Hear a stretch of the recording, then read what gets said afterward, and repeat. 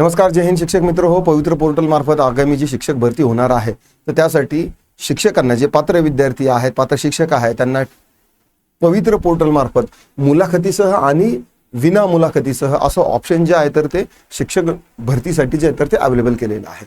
पण हे option select कोण करणार की कुठल्या शाळेसाठी मुलाखत गरजेची आहे, कुठल्या शाळेसाठी मुलाखत गरजेची नाही, तर हे अधिकार जे आहे तर ते संस्थांना निवडण्यासाठी दिलेले आहे.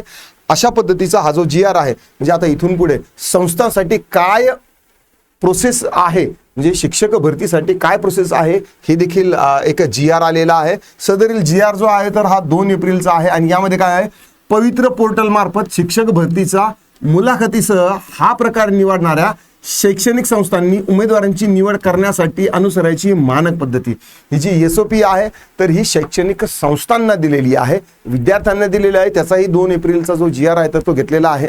त्याच्यामध्ये सांगितलेलं आहे की अगोदर 50 ऑप्शन्स तुम्हाला जे आहे तर ते 50 आणि 100 असे ऑप्शन्स दिलेले आहेत आणि जर मार्क सारखे झाले, मी त्यावरती ऑलरेडी व्हिडिओ घेतलेला आहे, बऱ्याचशा शिक्षकांचे देखील व्हिडिओ आहे. पण हा संस्थेच्या उद्देशाने हा जो आहे ना तर तो व्हिडिओ आहे. मी थोडंसं एक एक्झाम्पल घेऊन सांगतो. अशी एक मोठी भिंत आहे, ठीक आहे.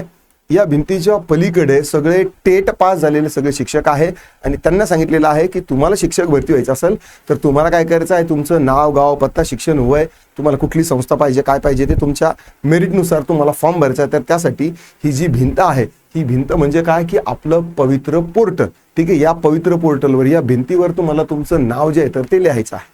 हे झालं एका साईडला. आता या भिंतीच्या या साईडला सगळ्या शैक्षणिक संस्था आहे, जिल्हा परिषद असतील, नगर परिषद, अंशतः अनुदानित, खाजगी संस्था ज्या आहेत, पूर्णतः अनुदानित, सगळ्या संस्था आहेत. मग आता यांना देखील सरकारनं काय केलेलं आहे की अशी प्रोसेस बनवलेली आहे, तुम्हाला शिक्षक पाहिजे, तुम्ही इतरत्र पहिले जसं चोर धंदे चालायचे त्या पद्धतीने न घेता 2017 पासून माननीय उच्च न्यायालयानं सांगितलेलं की तुम्हाला पवित्र पोर्टल मार्फतच घ्यायची आहे. तर पवित्र पोर्टल म्हणजे ती जी भिंत आहे, या साईडनी ज्या ज्या शिक्षकांनी त्या भिंतीवर आपले नावं लिहिलेले असतील, तुम्हाला इथून काय करायचं आहे की त्या नावासाठी तुम्हाला ॲप्लिकेशन अगोदर जे आहे तर ते पवित्र पोर्टलवर तुम्हाला नोंदवायचं आहे की तुमची शाळा कुठं आहे, काय आहे, किती मान्यता आहे, काय आहे. आणि नंतर मग त्या पोर्टलवर तुमची वॅकन्सी होईल आणि नंतर मग ते विद्यार्थी जे आहेत तर ते तिथं अप्लाय करतील आणि अप्लाय केल्यानंतर त्या विद्यार्थ्यांचे इंटरव्ह्यू असतील तर इंटरव्ह्यू घ्या, डायरेक्ट थेट निवडणूक म्हणजे थेट निवड असेल तर ते निवड घ्या आणि नंतर मग जे विद्यार्थी सिलेक्ट झाले त्यांचंच तुम्हाला तिथं काय करायचं आहे, अपडेट करायचं आहे. जे रिजेक्ट झाले असेल तर ते काय रिजेक्ट करायचं आहे ते देखील त्या भिंतीवरती म्हणजेच पवित्र पोर्टलवरती तुम्हाला अपडेट करायचं आहे असं सांगितलेलं आहे. नव आता या आजच्या या GR मध्ये काय संस्थांसाठी मानकं दिलेली आहे तर ते देखील पाहून घ्या. परीक्षेतील गुणांच्या आधारे, बघा इथे सांगितलेलं आहे, गुणांच्या आधारे पवित्र पोर्टल मार्फत करण्याचा निर्णय शासनानं 2017 पासून घेतलेला आहे.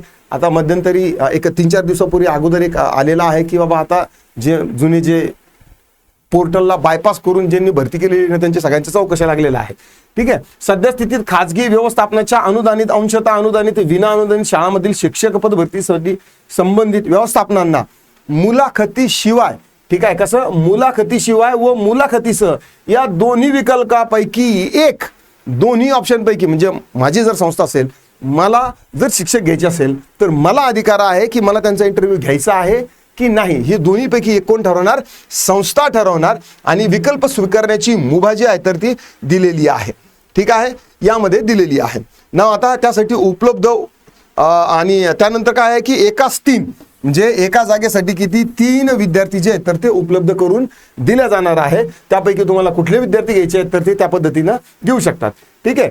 आणि नंतर योग्य मूल्यमापन करून गुणांकन पद्धतीतून होत नसल्यास निदर्शनास आले होते. म्हणजे अगोदर जे आहे ना तर ते योग्य मूल्यांकन होत नव्हतं आणि मुलाखतीमध्ये काय की बऱ्याचशा शिक्षकांना मांडवली वगैरे केल्या जायची का बा किती भरू शकता, काय भरू शकता.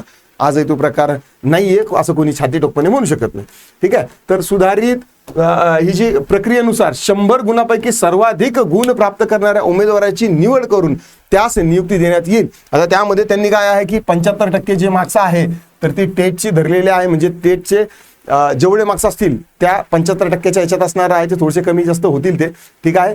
आणि देन मग तुमची मुलाखत असणार आहे, अध्यापन कौशल्य तुमचं कसं आहे, ॲक्च्युअल वर्गावरती तुमचा कंट्रोल कसा राहू शकतो तर ते सगळं यामध्ये चेक केलं जाणार आहे. विद्यार्थी कंट्रोल करणं देखील एक महत्त्वाचं आहे, कारण की शाळेमध्ये 8वी 9वी 10वीचे पोरं थोडेसे असतात, उगाच नवीन शिक्षक आले म्हणजे शिक्षकांवरती आणि वर्गातल्या पोरापोरीवरती छाप पाडण्यासाठी बळजबरी प्रश्न विचारणं हा एक पोरांचा काय असो की एक तो वेगळाच अँगल असतो.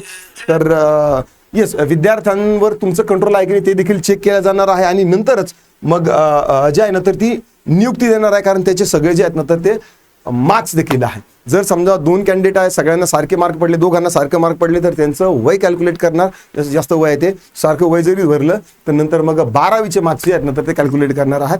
12वीला जरी सेम असले तर पुढे काय होणार हे याच्यात दिलेलं नाही. ठीक आहे, तर अशा पद्धतीचा हा GR आहे. आशा करतो तुम्हाला आजचा हा व्हिडिओ आवडला असणार आहे. आवडला असेल तर लाईक करा, शेअर करा, कमेंटमध्ये तुमचे काही दिक्कत, डाऊट, क्वेरी, परेशान असतील ते नोंदवू शकता. आतापुरतं एवढंच, थांबतो, पुन्हा भेटूया. राम राम.